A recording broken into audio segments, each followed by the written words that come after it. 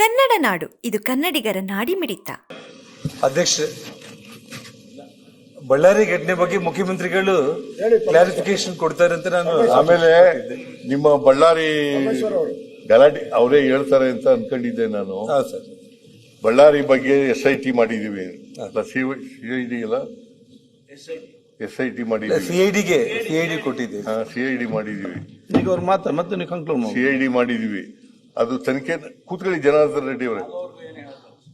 ಅದರಿಂದ ಅದು ವರದಿ ಕೊಟ್ಟ ಮೇಲೆ, ಅದು ಸತ್ಯಾಂಶ ಹೊರಗಡೆ ಬಂದ ಮೇಲೆ, ಯಾರೇ ಎಷ್ಟೇ ದೊಡ್ಡವರಾದರೂ ಕೂಡ ಅವರು ಯಾವುದೇ ಗುಂಪಿನವರಾಗಿರ್ಲಿ ಅವ್ರ ಮೇಲೆ ಕಠಿಣವಾದಂತ ಕ್ರಮ ತಗೊಳ್ತೀವಿ ಅಂತಕ್ಕಂಥ ಮಾತುಗಳನ್ನು ಹೇಳಲಿಕ್ಕೆ ಬಯಸ್ತೇನೆ.